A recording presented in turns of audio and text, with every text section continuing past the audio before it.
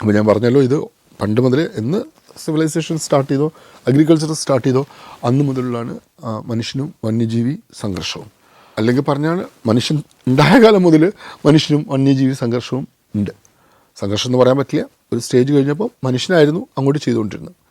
പക്ഷേ ഇതിൻ്റെ ഒരു ഡിഫൈൻ ഫോം വരുന്നത് സിവിലൈസേഷൻ വരികയും കൃഷി വരികയൊക്കെ ചെയ്യുന്നതോടെ. അപ്പം ഇത് വന്നു കഴിഞ്ഞ സമയത്ത് പിന്നെ നമ്മൾ ഈ ആൾക്കാർ എഡ്യൂക്കേഷൻ വന്നു, ഇൻഡസ്ട്രിയലൈസേഷൻ വന്നു, നമ്മൾ നിൽക്കുന്ന ഇപ്പോഴത്തെ എന്താ പറയുക ലെവലിലേക്ക് വന്നു. അവിടെ മനുഷ്യൻ്റെ കാഴ്ചപ്പാടിൽ വരുന്ന ഒരുപാട് വ്യത്യാസങ്ങളുണ്ട്. അപ്പം നമ്മൾ ഇത് തന്നെ എടുക്കാം.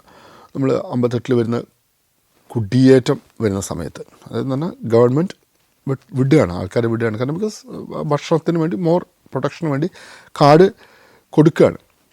അപ്പോൾ അവിടെ അവർ കാട് കുടിയേറുന്നു, കയ്യേറുന്നു പറയില്ല, കയ്യേറ്റം വേറെയാണ്, കുടിയേറുന്നു, അവിടെ കാടൊക്കെ ഇതായിരുന്നു, അവർ കൃഷി ചെയ്യുന്നു. കൃഷി ചെയ്യുമ്പോൾ ആനയുണ്ടാവും, ആന ഇറങ്ങും. ആ സമയത്ത് അവർക്ക് അറിയാം ഒരു 50% അവരെ കൃഷി ആന കൊണ്ടുപോകും എന്നുള്ളത് വളരെ കൃത്യമായിട്ട് അറിയാം. അവർക്കിതിൽ പരിഭവമില്ല. കാരണം എന്ന് പറഞ്ഞാൽ അറിയാമല്ലോ, കുറേ ആൾക്കാർ മലമ്പനി പിടിച്ച് മരിച്ചു പോകുന്നു. ഓക്കെ, കാരണം മലമ്പനി കുരങ്ങിലുണ്ട്. നമ്മൾ ആദ്യമായിട്ട് മലേറിയ കുരങ്ങിൽ നമ്മൾ കണ്ടെത്തിയിട്ടുണ്ട് കേട്ടോ. കുരങ്ങിൽ മലേറിയ ഉണ്ട്. ആദ്യം വരികയെന്ന് ശരിക്കും ആ മലേറിയ തന്നെ ആയിരിക്കണം. ഫാൽസിപ്പറം മറ്റോ വൈവാക്സോ ആവാൻ സാധ്യതയില്ല. എന്തായാലും ആ അതൊരു സംഘർഷമായിരുന്നു, വന്യജീവി സംഘർഷമായിരുന്നു. ആ സംഘർഷം പക്ഷേ അവരത് വിധിക്കപ്പെട്ടതാണെന്ന് അവർക്ക് അറിയായിരുന്നു. അതുകൊണ്ട് വലിയ പ്രശ്നമൊന്നുമില്ല. അങ്ങനെ തോട്ടങ്ങളുണ്ടായി, കൃഷിയുണ്ടായി. അത് രണ്ടാമത്തെ ജനറേഷനൊക്കെ ആകുമ്പോഴേക്കും കുഴപ്പമില്ല. പക്ഷേ അറ്റ് ദ സെയിം ടൈം അവർക്ക് ഭയങ്കര ഇതുണ്ട്. കാരണം അവർ അധ്വാനിച്ചുണ്ടാക്കുന്നത് ആന കൊണ്ടുവന്നു, കാട്ടുപോത്ത് കൊണ്ടുവന്നു. അപ്പോൾ അതിനെ പ്രതിരോധിക്കാനുള്ള നടപടിയൊക്കെ അവർ നിന്നു, വെടിവെച്ച് കൊല്ലുന്നു, വിഷം വെച്ച് കൊല്ലുന്നു. ഓക്കെ, അപ്പോൾ മൂന്നാമത്തെ തലമുറയ്ക്ക് ആകുമ്പോഴേക്കും അവർ പറയുന്നത് നിൻ്റെ കാട് നിൻ്റെ വഴിക്ക്, എൻ്റെ നാട് എൻ്റെത് എന്നുള്ള രീതിയിലേക്ക് കാര്യങ്ങൾ മാറുകയാണ്. അപ്പം അതൊരു മനുഷ്യൻ്റെ മാനസികമായിട്ടുള്ള ഇതിൽ വരുന്നൊരു ഒരു വ്യത്യാസമാണ്. ശരിക്കും പറഞ്ഞാൽ ടോളറൻസ് എന്ന് നമുക്ക് പറയാം. ടോളറൻസ് എന്ന് പറഞ്ഞാൽ സഹന ശക്തി എന്നാണ് എനിക്ക് തോന്നുന്നത്, ടോളറൻസ്. അപ്പം നമുക്ക് ആദിവാസികളിലൊക്കെ ചെന്ന് കഴിഞ്ഞാൽ നമ്മൾ ഈ കാട്ടാനയുടെ പുറകെ ഈ മയക്കൊടിയൊക്കെ ഓടുമ്പോൾ അവർ ചോദിക്കും, സാറിന് വേറെ പരിപാടിയില്ലെന്ന് ചോദിക്കും. കാരണം അതതിൻ്റെ വഴിക്ക് നിന്നോളൂ എന്ന് പറയും. കാരണം അവർക്കതൊരു പ്രശ്നമല്ല എന്ന് പറഞ്ഞാൽ അവർ ഈ മൃഗങ്ങൾ കൂടെ എന്താ പറയുക പരിണമിച്ചു വന്ന ആൾക്കാരാണ്. അവർക്കത് പ്രശ്നമല്ല. പ്രശ്നം വരുന്നത് നമ്മൾ കുടിയേറ്റ ആ സമൂഹത്തിനാണ് പ്രശ്നം വരുന്നത്. ആക്ച്വലി അവിടെ ഒരു മരണം ഉണ്ടായിക്കഴിഞ്ഞാൽ വലിയൊരു ഇഷ്യൂ ആവും. ആനയായാലും കടുവയായാലും. അതേസമയത്ത് എത്രയോ ആദിവാസികൾ മരിക്കുന്നുണ്ട്, അതൊന്നും ഒരു വലിയ പ്രശ്നമാവുന്നുമില്ല. അപ്പം ഇതാണ് ഇതിൻ്റെ ഒരു ബേസ് പ്ലിത്തോറ എന്ന് പറയുന്നത്, നമ്മളെ ബാക്ക്ഗ്രൗണ്ട് എന്ന് പറഞ്ഞു.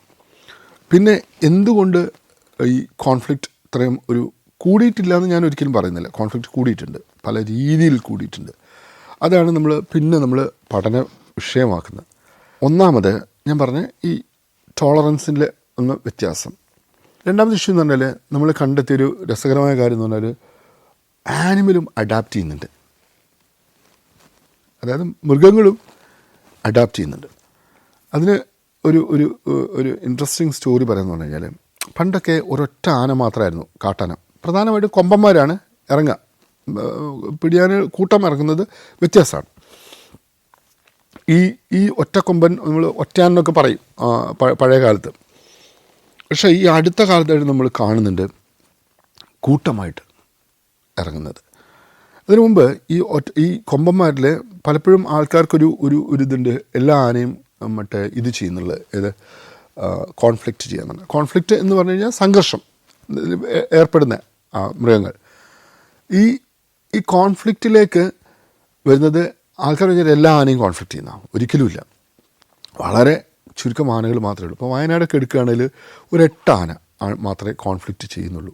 അത് കൊമ്പന്മാരാണ് കേട്ടോ പ്രധാനമായിട്ടും. കൂട്ടം കോൺഫ്ലിക്റ്റ് ചെയ്യുന്നത് അപൂർവമാണ്. നമ്മുടെ കേരളത്തിലെ സംബന്ധിച്ച് കൂട്ടം കോൺഫ്ലിക്റ്റ് ചെയ്യാന്ന് പറഞ്ഞാൽ നമ്മുടെ കാടിങ്ങനെ ചെറിയ ചെറിയ കഷ്ണങ്ങളായിട്ട് നമ്മളതിന് ഫ്രാഗ്മെൻറ്റേഷൻ എന്ന് പറയും. ഫ്രാഗ്മെൻറ്റഡ് ആകുമ്പോഴാണ് ഈ കോൺഫ്ലിക്റ്റ് വരുന്നത്. അത് നമ്മളെവിടെക്കാട്ടും കൂടുതലൊക്കെ ഈ വെസ്റ്റ് ബംഗാളിലൊക്കെ ഉണ്ട് ഇങ്ങനെ ബക്സ ടൈഗർ റിസർവ്. അതൊക്കെ ചെറിയ ചെറിയ പീസായിട്ട് ഇങ്ങനെ മനുഷ്യന്മാർ ജീവിക്കുന്നതിൽ ഇങ്ങനെ മൊസൈക്ക് പോലെ നിൽക്കുകയാണ്. അപ്പോൾ ആനയ്ക്ക് എന്താ വലിയ ഒരുപാട് നല്ല ഭക്ഷണം വേണം, 10-200 കിലോ ഭക്ഷണം വേണം, അല്ല വെള്ളം വേണം, 150 കിലോ ഫുഡ് വേണം. അപ്പോൾ അതിനെന്താ ഒത്തിരി നടക്കണം. ഓക്കെ. ഇതിന് കാരണം എന്ന് പറഞ്ഞാൽ ഭയങ്കര രസമാണ്. ആന എന്ന് പറഞ്ഞാൽ ശരിക്കും എന്ന് പറഞ്ഞാലും എന്തിനാണ് ആന നമ്മൾ ആൾക്കാർ ചോദിച്ചു കഴിഞ്ഞാൽ നമ്മൾ പറയും എക്കോസിസ്റ്റം എൻജിനീയറാന്ന് പറയും. കാരണം എന്ന് പറഞ്ഞാൽ ആനയുടെ ദഹന ക്രിയ എന്ന് പറഞ്ഞാൽ ഒറ്റ വയറേ ഉള്ളൂ. പശുവിനെ പോലെ വയറിന് 4 ചേമ്പറൊന്നുമില്ല. ഓക്കെ. ഭക്ഷണം കഴിക്കുന്നു, അതിൽ നിന്ന് കിട്ടുന്ന ന്യൂട്രിയൻസ് എടുക്കുന്നു, പോകുന്നു, പുറത്തേക്ക് പോകുന്നു. അപ്പം eat more and waste more എന്നാണ് ശരിക്കും ആനയെക്കുറിച്ച് പറയാനുള്ളത്. അതേസമയം പശു എന്നൊക്കെ പറഞ്ഞാൽ അതിൻ്റെ ദഹനക്രിയ വേറെ രീതിയിലാണ്. ഓക്കെ. അപ്പം ആനയ്ക്ക് അതുകൊണ്ട് തന്നെ ആനയ്ക്ക് ഒത്തിരി ഭക്ഷണം വേണം, ഒത്തിരി വെള്ളം വേണം. അപ്പോൾ അതുകൊണ്ട് തന്നെ ഇതിന് ഒരുപാട് നടക്കണം. അപ്പോൾ ഈ നടക്കുന്ന കൂട്ടത്തിൽ ഇങ്ങനെ ഫ്രാഗ്മെൻറ്റഡ് ആയിട്ട് ഏരി വരുമ്പോഴാണ് ഈ കൂട്ടം പലപ്പോഴും പ്രശ്നം വരുന്നത്. അങ്ങനെ നമുക്കൊരു വലിയ പ്രശ്നം ചില സ്ഥലങ്ങളിലുണ്ട്, ആറളം പോലുള്ള ചില സ്ഥലങ്ങളിലൊക്കെ. അപ്പോൾ ഈ ആന ഇങ്ങനെ ഓരോ സ്ഥലങ്ങളിലേക്ക് മൂവ് ചെയ്യുമ്പം ഈ അവിടെ ഇടയ്ക്ക് ജീവിക്കുന്ന ആൾക്കാർക്ക് പ്രശ്നം വരും. അതാണ് പ്രധാനമായിട്ട് കൂട്ടത്തിൽ വരുന്നത്. അല്ലാതെ വരുന്നതെന്ന് പറഞ്ഞാൽ നമ്മളിപ്പോൾ വയനാട് പോലുള്ളൊരിതെന്ന് പറഞ്ഞാൽ വലിയൊരു ഏരിയയാണ്. ഞാൻ പറഞ്ഞില്ലേ, ലാൻഡ്സ്കേപ്പ് നമ്മൾ പറയും, നീലഗിരി ബയോസ്ഫിയർ റിസർവ് ലാൻഡ്സ്കേപ്പിൻ്റെ ഭാഗമാണ്. അത് കണക്റ്റഡാണ്, എല്ലാം കണക്റ്റഡാണ്. ബന്ദിപ്പൂര്, മുതുമല, നാഗർഹോളെ ഇതെല്ലാം കണക്റ്റഡ്. അപ്പോൾ ആനയ്ക്ക് എവിടെ വേണേൽ പോവാം, ഇതുണ്ടാവും. അങ്ങനത്തെ ചില ഏരിയകളിൽ വരുന്നതെന്ന് പറഞ്ഞാൽ ഈ ഒറ്റയാന്മാരുടെ വലിയ പ്രശ്നം വരുന്നത് അവന്മാർ മാത്രമേ വരുള്ളൂ. ഇൻട്രസ്റ്റിംഗ്ലി നമ്മൾ നോക്കിയ സമയത്ത് ഇവന്മാരൊന്നും ഒരു 40-50 ആകുമ്പോഴേക്ക് തട്ടിപ്പോവും. ഏതർ പടക്കം വെച്ച്, വിഷം വെച്ച്, വെടികൊണ്ട്. കാരണം മനുഷ്യരായിട്ടാണ് ഇടപെടുന്നത്, മനുഷ്യൻ അവൻ്റെ കൃഷി നോക്കുമല്ലോ, എല്ലാം ഇതിൽ തട്ടിപ്പോവുകയും ചെയ്യും. അതൊരു ഭയങ്കര സർപ്രൈസിങ് ആയിട്ടുള്ള ഒരു കാര്യമാണ്. ആലോചിക്കാം, ഈ സമയത്താണ് വേറൊരു പേപ്പർ വരുന്നത്. ശരിക്കും ഒരു കാട്ടിൽ ഒരു കോൺഫ്ലിക്റ്റ് ചെയ്യാത്തൊരാന, അതായത് സംഘർഷത്തിൽ ഏർപ്പെടാത്തൊരാന കുഞ്ഞുങ്ങളുണ്ടാക്കാൻ 50 വർഷം എടുക്കും. 50 years എന്ന് പറഞ്ഞാൽ ആനയെ ആലോചിക്കാം. ഒരു 13 വയസ്സ് വരെ ഇത് ആനക്കുട്ടി ഒരു ആണാനക്കുട്ടി ഉണ്ടെങ്കിൽ അത് കൂട്ടത്തിൻ്റെ കൂടെ ഉണ്ടാവും. ഒരു 10 ആകുമ്പോഴേക്ക് ഇതിനെ മെല്ലെ ഒഴിവാക്കും, കൂട്ടം ഒഴിവാക്കും. കാരണം എന്ന് പറഞ്ഞാൽ അയാൾ അതിൻ്റെ കൂടെ നിന്ന് കഴിഞ്ഞാൽ എന്ത് പറ്റും, ഇവർ തമ്മിൽ ബ്രീഡ് ചെയ്യും, മെയ്റ്റ് ചെയ്യും. അപ്പോൾ അത് കൂടുതൽ എന്താ പറയുക, ഇൻബ്രീഡിങ് എന്ന് പറയും. ജനിതക സ്വഭാവം കുറയാൻ കാരണമാവും. അതുകൊണ്ട് ഒഴിവാക്കുന്ന ഇയാൾ മെല്ലെ ഇങ്ങനെ നടക്കും. ചിലപ്പം 2-3 ഇതേപോലത്തെ ബോയ്സ് ഉണ്ടാവും, ഒരു ചെറിയ ബോയ്സ് സ്കൂളൊക്കെ ഉണ്ടാക്കും. അത് കഴിഞ്ഞ് 13-14 വയസ്സാകുമ്പോൾ ആദ്യത്തെ മതം പൊട്ടും. അത് മൊഡാമസ് എന്ന് പറയും, മതം വരും. മതം എന്ന് പറയുന്നത് പലപ്പോഴും ആൾക്കാർ തെറ്റിദ്ധരിക്കുന്നത് ഒരു അസുഖം പോലെയാണ്. ഒരിക്കലും അല്ല. നമ്മൾ പറയും ഫിസിയോളജിക്കൽ കണ്ടീഷൻ എന്ന് പറയും. അതായത് ശാരീരികമായ ഒരു അവസ്ഥയാണ്. മറ്റു മൃഗങ്ങളിലും ഉണ്ട് കേട്ടോ. മാനുകളിലൊക്കെ റട്ട് എന്ന് പറയും ഈ കണ്ടീഷൻസ്. ഇത് ആണാനകൾക്കേ വരാറുള്ളൂ, കൊമ്പന്മാർക്കേ വരാറുള്ളൂ. 13-14 വയസ്സാകുമ്പോൾ ആദ്യത്തെ മതം പൊട്ട്. ഇതിനെ നമ്മൾ മൊഡാം മസ്ത് എന്ന് പറയും. മസ്ത് എന്നാണ്, എനിക്ക് തോന്നുന്നു ഉറുദു ടേമാണ് മസ്ത് എന്ന് പറയുന്നത്. ആദ്യത്തെ മതം പൊട്ടും. ആ സമയത്ത് ശരീരത്തിൽ നടക്കുന്നതെന്ന് പറഞ്ഞാൽ ടെസ്റ്റോസ്റ്ററോൺ എന്ന് പറഞ്ഞ ഹോർമോണിൻ്റെ ലെവൽ ഭയങ്കരമായിട്ട് കൂടും. ഈ ടെസ്റ്റോസ്റ്ററോണിന് ഒരുപാട് എഫക്റ്റ് ഉണ്ട്. അപ്പോഴത്തേക്ക് വിഗർ അങ്ങോട്ട് മാറും, ബോഡി വിഗർ മാറും. ഈവൻ മെറ്റബോളിസം പോലും ഭയങ്കരമായിട്ട് ചേഞ്ച് ആവും, ബോഡിയൊക്കെ നന്നായിട്ട് അങ്ങ് മീനിങ്ങും. അപ്പം ആ സമയത്ത് നേരെ ഈ ടെസ്റ്റോസ്റ്ററോൺ കൂടുക എന്ന് പറയുന്നാൽ മെയ്റ്റ് ചെയ്യാൻ വേണ്ടിയിട്ടുള്ള കഴിവ് കൂടുകയാണ്, ആഗ്രഹം കൂടുകയാണ്. അയാൾ നേരെ പോകുന്നത് കൂട്ടത്തിലേക്ക് പോകുമ്പം ആ സമയത്ത് ഈ മറ്റേ പെണ്ണാനുകൾക്ക് അറിയാമല്ലോ, 2 മാസം കൂടുമ്പം സൈക്കിൾ ഉണ്ടാവും, ഈസ്റ്റർ സൈക്കിൾ ഉണ്ടാവും. അപ്പം കൂട്ടത്തിലേക്ക് പോകുമ്പം അവിടെ നല്ല ഒന്നാന്തരം കൊമ്പന്മാരുണ്ടാവും, നല്ല മിടുക്കന്മാർ, വലിയ കൊമ്പന്മാരുണ്ടാവും, തലയെടുപ്പുള്ള. അപ്പോൾ ഇയാൾ ചെല്ലുമ്പോൾ, ഇയാൾ ചെറിയ പയ്യനല്ലേ, ഇതൊക്കെ ടെസ്റ്റോസ്റ്ററോൺ കയറി ചെല്ലുമ്പോൾ അന്യോന്യം ഇടിച്ച് ഓടിക്കും. അങ്ങനെ ഇയാൾ ഓരോ വർഷവും ഇയാൾക്ക് മസ്ത് വരും. ഇയാൾ ചെല്ലും, ഇയാൾക്ക് ഇടി കിട്ടും, ഇയാൾ ഓടും, കുത്തിക്കൊല്ലും. വ്യാപകമായിട്ടുണ്ട്. ഈ വർഷം തന്നെ എനിക്കൊന്ന് 10-12 കേസ് നമുക്ക് അങ്ങനെ കിട്ടിയിട്ടുണ്ട്. ഇൻഫൈറ്റിൻ്റെ മുകളിൽ കുത്തിക്കൊല്ലുക ചെയ്യുക, ഹാർട്ടിലേക്ക്, ബ്രെയിനിലേക്ക് കൊമ്പ് വെച്ച് കുത്തിക്കൊല്ലുക ചെയ്യുക. അങ്ങനെ ഇവരിങ്ങനെ ഇടിച്ചിടിച്ചിടിച്ച് വന്നു ഒരു സ്റ്റേജ് എത്തി. 10, 34, 40 വയസ്സെത്തുമ്പോഴേക്ക് ഇയാൾ ഒത്ത ആനയും. അപ്പോൾ ആനയുടെ സിറ്റുവേഷൻ അറിയാലോ, ഇത് കണ്ടിന്യൂസ് ഗ്രോത്താണ്, വളർച്ച ഇതാണ്. മനുഷ്യന്മാർ പോലെയല്ല. നമുക്ക് ഈ എപ്പിഫൈസിയൽ പ്ലേറ്റ് എന്നൊക്കെ പറയുന്നത് പെട്ടെന്ന് ഇതാവും. 18 വയസ്സാകുമ്പോഴേക്ക് അങ്ങ് ഫിക്സ്ഡ് ആവും. അപ്പോൾ നമുക്ക് ഹൈറ്റ് വെക്കുന്ന 10-18 വയസ്സാകുന്ന പിന്നെ നമുക്ക് ഉയരം വെക്കില്ല. ആനയിൽ അങ്ങനെയല്ല. ആനയിൽ ഒരു സ്റ്റേജ് വരെ കണ്ടിന്യൂസ് ആയിട്ട് ഫാസ്റ്റ് ഗ്രോത്താണ്, അപ് ടു 14, 15, 20 വരെ. അത് കഴിഞ്ഞ് മറ്റേ സ്ലോ ആയിട്ട് ജീവിതകാലം മൊത്തം ഹൈറ്റ് വെക്കും. അപ്പോൾ പ്രായം കൂടുന്നതിനനുസരിച്ച് സൈസ് കൂടും, കൊമ്പിൻ്റെ വണ്ണം കൂടും. അതിനനുസരിച്ച് വിഗർ കൂടും. അങ്ങനെ സ്റ്റേജ് വന്നിട്ടാണ് പുള്ളി നേരെ മുട്ടി. ലാസ്റ്റ് 40-45 വയസ്സാകുമ്പോഴേക്കും മുട്ടി, മറ്റയാളെ ഓടിച്ചു, ഇയാൾ തുടങ്ങുകയാണ് സെക്സ്, ഇത് ചെയ്യുന്നു, മെയ്റ്റ് ചെയ്യുന്നു, കുഞ്ഞുങ്ങളെ ഉണ്ടാക്കുന്നു. ഇതാണ് ഇതിൻ്റെ യഥാർത്ഥ നാച്ചുറലി നടക്കുന്നത്. ഫീമെയിൽസിൻ്റെ കേസ് വേറെയാണ്. രണ്ട് നമ്മൾ പരിണാമപരമായിട്ട് നോക്കുകയാണെങ്കിൽ, എവല്യൂഷണറി പെർസ്പെക്റ്റീവിൽ നമ്മൾ നോക്കുകയാണെങ്കിൽ, എവല്യൂഷൻ ഇൻ ബുൾസിൽ നടക്കുന്ന പോലെയല്ല ഫീമെയിൽസ് നടക്കുന്നത്. ബുൾസിൽ ഞാൻ പറഞ്ഞില്ലേ, മുട്ടിയിട്ട് അങ്ങനെ വരുന്നുള്ളൂ. അതേസമയത്ത് ഫീമെയിൽ കൂട്ടമായിട്ടാണ് ജീവിക്കുക. അവർ ഞാൻ പറഞ്ഞ ഒരു മെട്രിയാർക്ക് എന്ന് പറയുന്ന ഒരു തലമുതിർന്ന ഒരു ഫീമെയിൽ ഉണ്ടാവും, ഒരു പിടിയാന ഉണ്ടാവും. ആ പിടിയാനയാണ് ആ കൂട്ടത്തിൻ്റെ കാര്യങ്ങളെല്ലാം തീരുമാനിക്കുന്നത്. വളരെ എക്സ്പീരിയൻസ്ഡ് ആയിട്ടുള്ള, അവർക്കറിയാം വെള്ളം എവിടെയാണ്, ഭക്ഷണം എവിടെയാണ് എന്നൊക്കെയുള്ള തിരിച്ചറിയാൻ പറ്റുന്ന ഒരു ഫീമെയിൽ. അതിൻ്റെ കൂടെ അവളുടെ മക്കളുണ്ടാവും, ചിലപ്പം അനിയത്തിമാരുണ്ടാവും, ആൻറ്റിമാരുണ്ടാവും, അങ്ങനെയുള്ളൊരു കൂട്ടമാണ്. ഇവിടെ നടക്കുന്നതാണ് ആ കൂട്ടത്തിൻ്റെ മൊത്തം ഇതാണ് നമ്മളിതിന് ഫിറ്റ്നസ് എന്നാണ് പറയുക, ജനിതകപരമായിട്ട്. ഫിറ്റ്നസ് എന്ന് പറഞ്ഞു കഴിഞ്ഞാൽ മലയാളം വാക്ക് എനിക്ക് കണ്ടെത്താൻ പറ്റുന്നില്ല. ജനറ്റിക് ഫിറ്റ്നസ് എന്നാണ് പറയുക. അത് ജനിതകരമായിട്ട്, അല്ലാണ്ട് ഫിറ്റ് എന്ന് പറഞ്ഞാൽ നമ്മൾ ജിമ്മിൽ ഫിറ്റല്ല ഉദ്ദേശിക്കുന്നത്, ജനിതകരമായിട്ട് ജനറ്റിക് ഫിറ്റ്നസ്സാണ്. അതിന് ജീവിക്കാനുള്ള ഫിറ്റ്നസ് എന്ന് പറഞ്ഞു കഴിഞ്ഞാൽ പ്രധാനമായിട്ട് എത്ര കുഞ്ഞുങ്ങളെ ഉണ്ടാക്കാൻ പറ്റുന്നു എന്നുള്ളതാണ് ഒരു യഥാർത്ഥ കൺസെപ്റ്റ്. ഈ ഫിറ്റ്നസ് എന്ന് പറഞ്ഞാൽ ഇവിടെ നടക്കുന്ന കൂട്ടത്തിൻ്റെ മൊത്തം ഫിറ്റ്നസ്സാണ്. ഇതിനാണ് ഇൻക്ലൂസീവ് ഫിറ്റ്നസ് എന്ന് പറയാം. അത് ഇൻക്ലൂസീവ് എന്ന് പറഞ്ഞാൽ ഈ കൂട്ടത്തിൻ്റെ മൊത്തം എല്ലാവരുടെയും ഫിറ്റ്നസ്സാണ്. ഓരോ മൃഗത്തിൻ്റെയും ആ കൂട്ടത്തിലുള്ള ഓരോ ആളുടെയും ജനറ്റിക് ഫിറ്റ്നസ്. അപ്പം ഇതിന് ഇൻക്ലൂസീവ് ഫിറ്റ്നസ് എന്ന് പറയാം. ഇതാണ് ഈ കൂട്ടത്തിൽ നടക്കുന്നത്. ഹാമിൽട്ടൺ സൂക്ക് എന്നൊക്കെ പറഞ്ഞാൽ വലിയ സയൻറ്റിസ്റ്റുകൾ ഉണ്ടാക്കിയ ഒരു കാഴ്ചപ്പാടാണ് ഇൻക്ലൂസീവ് ഫിറ്റ്നസ്. പക്ഷേ കൊമ്പനാനകളിൽ നടക്കുന്നത് എൻ്റർലി വളരെ വ്യത്യസ്തമായിട്ടുള്ള എവല്യൂഷണറി പരിണാമപരമായിട്ടുള്ള കാര്യമാണ് നടക്കുന്നത്. എവല്യൂഷണറി ചേഞ്ചസ് നടക്കുന്നത്. ഇവർ മെല്ലെ ഒരു 10-15-20 വയസ്സാകുമ്പോഴേക്ക് മെല്ലെ കൃഷിയിടത്തിലേക്ക് ഇറങ്ങിയിട്ട് അപ്പോൾ എന്താ, കാട്ടിലുള്ള ഇതല്ല, തീറ്റയല്ല, നാട്ടിലുള്ള കൃഷിയിടത്ത് നെല്ല് എന്നൊക്കെ പറഞ്ഞു കഴിഞ്ഞാൽ എന്താ പറയുക, നമ്മൾ വളരെ ന്യൂട്രീഷ്യസ് ആയിട്ടുള്ള ഫുഡാണ്. കൂടുതൽ കാർബോഹൈഡ്രേറ്റ് ഉണ്ട്, പ്രോട്ടീൻ ഉണ്ട്, എല്ലാം ഉണ്ട്. ഇതിനകത്തേക്ക് കോൺഫ്ലിക്റ്റ് ചെയ്യുന്നതോടെ, ഈ സംഘർഷത്തിലേക്ക് വരുന്നതോടെ അവന് നല്ല രീതിയിലുള്ള ഭക്ഷണം കിട്ടുക ചെയ്യാം. അപ്പോഴത്തേക്കും ഇവൻ്റെ ബോഡി പെട്ടെന്ന് വളരും. നമ്മൾ ഈ കോൺഫ്ലിക്റ്റ് ആനിമലിനെ കണ്ടു കഴിഞ്ഞാൽ, ആനകളെ കണ്ടു കഴിഞ്ഞാൽ, കൊമ്പന്മാരെ കണ്ടു കഴിഞ്ഞാൽ നമുക്കറിയാം നല്ല സുന്ദരന്മാരായിരിക്കും പെട്ടെന്ന്. അപ്പം ഇവന്മാർ പെട്ടെന്ന് നല്ല ബോഡി വെക്കുന്നതോടെ എന്താ അവർക്ക് പ്രധാനമായിട്ട് കിട്ടാൻ പോകുന്നത്, ഈ 40-45 വയസ്സിലെ ഇതിന് പകരം 10-25 ആകുമ്പോഴേക്ക് നല്ല സൈസ് വെച്ചു ഇവന് കൂട്ടത്തിൽ കയറി മെയ്റ്റ് ചെയ്യാൻ പറ്റുന്നു. ഇതാണ് നടക്കുന്നത് ആക്ച്വലി. പക്ഷേ ഇതിൻ്റെ നെഗറ്റീവ് വശമുണ്ട്. ഈ കോൺഫ്ലിക്റ്റ് ആനിമലെല്ലാം ആരോടാ ചെയ്യുന്നത്, മനുഷ്യൻ്റെ അടുത്താണ്. ഇതെല്ലാം 10-45 വയസ്സാകുമ്പോഴേക്ക് തട്ടിപ്പോവും. ഏത് കറണ്ട് അടിക്കും, വെടിവെക്കാം, വിഷം പറ്റാം, ഇല്ലെങ്കിൽ സ്വാഭാവികമായിട്ട് ഏത് രീതിയിലും. Djibouti, Fiji, Lebanon, Ethiopia, Armenia. സഞ്ചാരം വോളിയം നമ്പർ 17. ഫുൾ HD-യിലുള്ള ഈ അപൂർവ ദൃശ്യയാത്രാ വിവരണ ശേഖരം സ്വന്തമാക്കാൻ സഞ്ചാരം എന്ന് SMS ചെയ്യൂ. ഫോൺ 9995 444 222. അപ്പം ഇവന്മാരെന്താ ചെയ്യുന്നത്, ഒരു റിസ്ക് എടുക്കുകയാണ് ചെയ്യുന്നത്. അതായത് പെട്ടെന്ന് മെയ്റ്റ് ചെയ്യാൻ പറ്റുമെങ്കിലും ഒരു വലിയ ലൈഫ് ടൈം 10-65 വയസ്സായിട്ട് ജീവിക്കാനുള്ള സാധ്യത ഇല്ല. 10-45 ആകുമ്പോഴേക്ക് തട്ടിപ്പോവും. പല റീസൺ കൊണ്ട്. കാരണം മനുഷ്യന്മാരുമായിട്ടാണ് ഡീൽ ചെയ്യുന്നത്. ഇതിനെയാണ് നമ്മൾ പറയുന്നത്, ഇതൊരു റിസ്ക് ടേക്കിംഗ് ആണ്. അത് ചില മൃഗങ്ങൾ മാത്രമേ ചെയ്യുള്ളൂ. ഓക്കെ, ഇതിനെ നമ്മൾ കണക്ട് ചെയ്യുകയാണെങ്കിൽ നമ്മൾ പറയുന്ന റിസ്ക് ടേക്കിംഗ് ബിഹേവിയർ എന്ന് പറയുക. അതായത് ഒരു റിസ്ക് എടുക്കാൻ, അതൊരു ഇതെടുക്കാനുള്ള ബിഹേവിയറാണ്, സ്വഭാവമാണ്. അതെല്ലാ ആനയ്ക്കും ഉണ്ടാവില്ല, ചില കൊമ്പന്മാർക്ക് മാത്രമേ ഉണ്ടാവുള്ളൂ.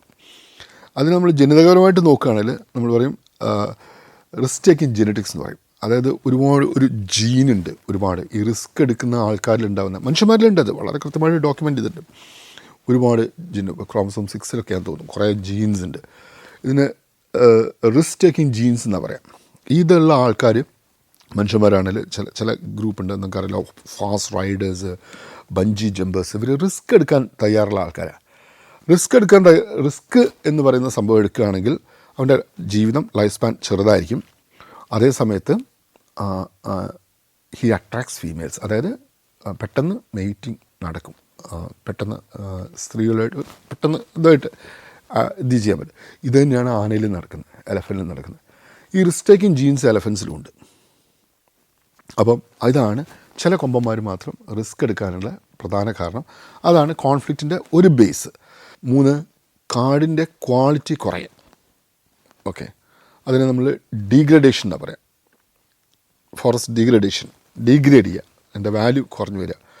പ്രധാനമായിട്ട് ഇത് കാണുന്നത്, ഫോർ എക്സാമ്പിൾ ഞാനൊരു കാര്യം പറയാം. ഈ കാട്ടുതീ വരിക എന്ന് വെച്ചോ, ഒരു പുതിയ ഒരു ഫ്രഷ് കാടിൽ ഒരു കാട്ടുതീ വന്നു കഴിഞ്ഞാൽ അത് എല്ലാ ചെടിയും നശിപ്പിക്കും. മരങ്ങളൊക്കെ കുറേയൊക്കെ നിൽക്കും. ഇപ്പോൾ പലതരം ചെടികളുണ്ടല്ലോ അവിടെ, ഹെർബുണ്ട്, ഷ്രബുണ്ട്, ട്രീസ് ഉണ്ട് എന്ന് പറഞ്ഞാൽ ഇതുണ്ട് ഒരുവിധം. അപ്പോൾ അതിനകത്ത് തന്നെ പല തരത്തിലുള്ള ഹെർബ് എന്ന് പറഞ്ഞാൽ ചെറിയ ചെടികളുണ്ടാവും. ഇതെല്ലാം അങ്ങോട്ട് നശിക്കും. അപ്പോൾ ആലോചിക്കുക, അതിനകത്ത് ഒരു അരിപ്പൂണ്ട്, ലെൻഡാന എന്ന് പറയും, അറിയാമല്ലോ നിങ്ങൾക്ക്, അരിപ്പൂ എന്ന് പറഞ്ഞാൽ ലെൻഡാന ക്യാമറ. അതുണ്ടെന്ന് വെച്ച് കഴിഞ്ഞാൽ ബാക്കിയെല്ലാം കൂടി കത്തിപ്പോവും, ഇതും കത്തിപ്പോവും. പക്ഷേ ലെൻഡാനയുടെ വേരിന് പെട്ടെന്ന് വളരാനുള്ള ഇതുണ്ട്. പെട്ടെന്ന് അത് അടുത്ത മഴ വരുമ്പോഴേക്ക് അതങ്ങ് വളരും. കുറച്ച് കഴിയുമ്പോഴേക്ക് ഇതൊരു ലെൻഡാന കാടായിട്ട് മാറും. അതായത് അരിപ്പൂ കൊങ്ങിണിച്ചെടി കാടായിട്ട് ഇതങ്ങ് മാറുകയാണ് ചെയ്യുക. അപ്പോഴേക്കും എന്താ, ഈ ഫോറസ്റ്റിൻ്റെ ക്വാളിറ്റി പോയി. ഈ അരിപ്പൂ ഒന്നും ആന തിന്നത്തില്ല. ഓക്കെ, അവിടുന്ന് മൊത്തം അതിൻ്റെ ക്വാളിറ്റി പോയി. ഇതിനെ ഡീഗ്രഡേഷൻ എന്ന് പറയും. അപ്പോൾ ഇത് മാത്രമല്ല, എല്ലാ രീതിയിലും ഫ്ലഡ് വന്നാലും ഒക്കെ ഫോറസ്റ്റ് ഡീഗ്രഡേഷൻ നടക്കുന്നുണ്ട്. ഈ ഡീഗ്രഡേഷൻ്റെ പാർട്ടായിട്ട് അത് വരുമ്പം ഈ ഫോറസ്റ്റിൻ്റെ ക്വാളിറ്റി പറയും. ഇതിന് ഏറ്റവും പുതിയൊരു എക്സാമ്പിൾ വന്നിരിക്കുന്നത് പറഞ്ഞാൽ മഞ്ഞക്കൊന്ന അതിൻ്റെ പേര് മലയാളത്തിൽ. ഇത് വ്യാപകമായിട്ട് പല കാടുകളിലും കയറി. പ്രത്യേകിച്ച് നമ്മുടെ Wayanad wild life sanctuary, Bandipur, അവിടെ വ്യാപകമായിട്ട് ഇതങ്ങ് കയറി. ഇതിൻ്റെ പ്രശ്നം എന്ന് പറഞ്ഞാൽ ഇത് ഒരു ഒരു ഒരു ഒരു മറ്റേ മൃഗം പോലും ഇതിൻ്റെ ഇല കഴിക്കില്ല. ടോക്സിക്കാണ്, വിഷമുണ്ട് അതിനകത്ത്. അതിൻ്റെ ഒരു ഭാഗം പോലും തിന്നില്ല. വയനാടൊക്കെ വ്യാപകമായി. അപ്പോൾ എന്തായി, അതിൻ്റെ ചോട്ടിൽ ഒന്നും വളരെയില്ല. അത് ആ കാട് മൊത്തം അങ്ങ് ഉപയോഗശൂന്യമായിട്ട് പോവാണ്. ആന പോയിട്ട് ഒരു ആനിമൽ പോലും അതിൻ്റെ ഇതിൽ വരത്തില്ല. അഥവാ നമ്മൾ വെട്ടിക്കളഞ്ഞാലെന്ന് വെച്ചോ, അതിൻ്റെ വേരിൽ നിന്ന് ആയിരക്കണക്കിന് തൈകൾ വളർന്നു വരികയും ചെയ്യും. ഇതാണ് ഇതിൻ്റെ പ്രശ്നം. ഇതിന് നമ്മൾ ഡീഗ്രഡേഷൻ എന്ന് പറയാം, ഫോറസ്റ്റ് ഡീഗ്രഡേഷൻ. ഈ ഡീഗ്രഡേഷൻ വരുന്നതോടെ ഇപ്പോൾ ആലോചിക്കുക, വയനാട് വലിയ സംഗീതം അറൗണ്ട് 30% കയറിയിട്ടുണ്ട്. അവിടെ ആ മൊത്തം ഏരിയ ഈ ഉപയോഗശൂന്യമാകുമ്പം ആന എന്ത് ചെയ്യും, പുറത്തിറങ്ങേണ്ടി വരും. ഓക്കെ, പിന്നെ 4ാമത്തെ ഒന്നെന്ന് പറഞ്ഞാൽ നമ്മളതിനെ ചില മൃഗങ്ങളുടെ സ്വഭാവം തന്നെ ഇതാണ് കോൺഫ്ലിക്റ്റ് ചെയ്യുന്നത്. ഇത് നമ്മൾ എഡ്ജ് സ്പീഷീസ് എന്ന് പറയും. എഡ്ജിലേക്ക് വരും. കാടിൻ്റെ നാടിൻ്റെയും ഇടയ്ക്കുള്ള സ്ഥലമാണ് നമ്മൾ ഈ എഡ്ജ് എന്ന് പറയാം. അവിടേക്ക് മാത്രം ജീവിക്കുന്ന ചില മൃഗങ്ങൾ, പുള്ളിമാനെ പോലുള്ള അത് ഒരു പരിധിവരെ എലഫൻസും എഡ്ജ് സ്പീഷീസാണ്. ഇത് ബുൾ എലഫൻസ് കേട്ടോ. അപ്പോൾ ഈ എഡ്ജ് സ്പീഷീസ് അവൻ്റെ ക്യാരക്ടർ ഇതാണ്. അത് കോൺഫ്ലിക്റ്റ് ചെയ്യാനുള്ള സാധ്യത കൂടുതലാണ്. അപ്പോൾ അതിൻ്റെ സ്വഭാവമായിട്ട് വരുന്ന ഒരു ഇതാണ്. അതേ സമയത്ത് പലരും നമ്മളോട് ചോദിക്കാറുണ്ട്, കടുവ എഡ്ജ് സ്പീഷീസാണോ? ഇത് ശരിക്കും ഞങ്ങളൊരു ഒരു പഠനം നടത്തി നോക്കിയപ്പം കടുവ ശരിക്കും എഡ്ജ് സ്പീഷീസ് അല്ല. കാട്ടിൻ്റെ ഉള്ളിൽ തന്നെ നിൽക്കുന്ന ഇതാണ്. കാരണം തന്നെ നമ്മൾ അതിൻ്റെ കാഷ്ടത്തിൽ രോമങ്ങൾ നോക്കും. ഓരോ രോമത്തിനും നോക്കിക്കഴിഞ്ഞാൽ ഏത് സ്പീഷീസാണെന്ന് നമുക്ക് അറിയാൻ പറ്റും. അങ്ങനെ നമ്മൾ നോക്കിയപ്പോൾ കടുവ ഏറ്റവും കൂടുതൽ തിന്നുന്ന, എൻ്റെ സ്റ്റുഡൻറ്റ് ചെയ്ത വർക്കാണ്. ഒരു 150-150ഓളം കടുവയുടെ ഫീക്കൽ സാമ്പിൾ എടുത്തിട്ട് അതിൽ നിന്നിങ്ങനെ രോമം, അതിലേതാനുള്ള രോമം നോക്കി, അത് നോക്കിക്കഴിഞ്ഞാൽ നമുക്ക് അത് മൃഗത്തിന് തിന്നുന്നതെന്ന് നമുക്കറിയാം. അത് നോക്കിക്കഴിഞ്ഞപ്പോൾ കടുവ ഏറ്റവും കൂടുതൽ പ്രിഫർ ചെയ്യുന്നത്, താല്പര്യപ്പെടുന്നത് കാട്ടുപോത്തിനെയാണ്. കാട്ടുപോത്ത് അധികം എഡ്ജ് സ്പീഷീസ് അല്ല. അപ്പോൾ ആവുന്നുണ്ട്, കുറേ സ്ഥലങ്ങളിൽ ആവുന്നുണ്ട്, എഡ്ജിലേക്ക് വരത്തില്ല. കാടിൻ്റെയും നാടിൻ്റെയും അവിടേക്ക് വരത്തില്ല. പിന്നെ ഉള്ളത് നമ്മളെ സാമ്പഡിയറാണ്, മ്ലാവ്. അതും കാട്ടിൻ്റെ ഉള്ളിലാണ് നിൽക്കാൻ താല്പര്യപ്പെടുന്നത്. പുറത്തേക്ക് ഇറങ്ങാൻ സാധ്യത വളരെ കുറവാണ്. ചില സ്ഥലങ്ങളിലുണ്ട് കേട്ടോ, ഇല്ലയെന്ന് പറയുന്നില്ല. പിന്നെ വരുന്നതെന്ന് പറഞ്ഞാൽ നമ്മളെ കൃഷിരീതിയിൽ വന്ന മാറ്റം. അപ്പോൾ പണ്ട് പലയിടത്തും അത് എന്താ പറയുക, ഈ കോൺഫ്ലിക്റ്റ് ഒഴിവാക്കുന്ന രീതിയിലുള്ള കൃഷിരീതികളാണ് ഉണ്ടായിരുന്നത്. ഇപ്പം തിന, റാഗി പോലുള്ള ചില ഇത്. പക്ഷേ അതേസമയത്ത് നമ്മൾ നെല്ലൊക്കെ വെച്ച് കഴിഞ്ഞാൽ, അല്ലെങ്കിൽ വാഴ വെച്ച് കഴിഞ്ഞാൽ, കാടിനടുത്ത് വെച്ച് കഴിഞ്ഞാൽ കോൺഫ്ലിക്റ്റ് കൂടാനുള്ള സാധ്യതയുണ്ട്. അപ്പോൾ ഇതൊരു വ്യാപകമായ വ്യത്യാസം കൃഷിരീതിയിൽ വന്നപ്പം അത് ഒരുപാട് മൃഗങ്ങളെ കാട്ടിൽ നിന്ന് നാട്ടിലേക്ക് ആകർഷിച്ചിട്ടുണ്ട്. ഇപ്പോൾ കാപ്പിത്തോട്ടമാണെങ്കിൽ വലിയ പ്രശ്നമില്ല, നമുക്കൊരു ഇതുണ്ടല്ലോ. അതേസമയം കാപ്പി നമ്മൾ മാറ്റിയിട്ട് അവിടെ വാഴ വെച്ച് കഴിഞ്ഞാൽ എന്താ സ്ഥിതി?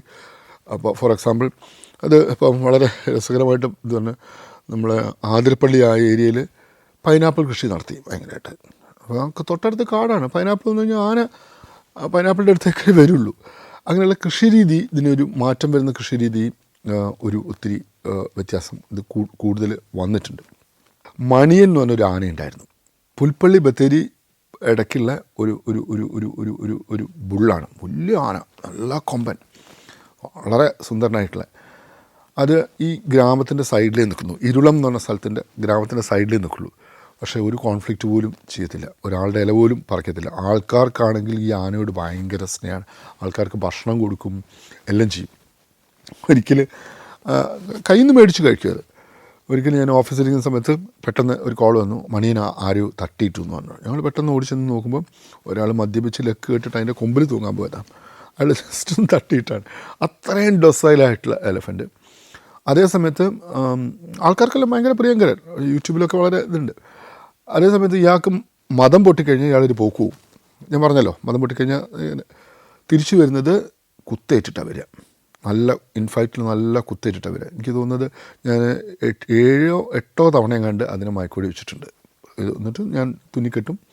എനിക്കിന്ന് ഏറ്റവും കൂടുതൽ മയക്കുവെടി വെച്ചൊരു ആന, എനിക്കിന്ന് കാട്ടാന അതായിരിക്കാൻ സാധ്യതയുണ്ട്.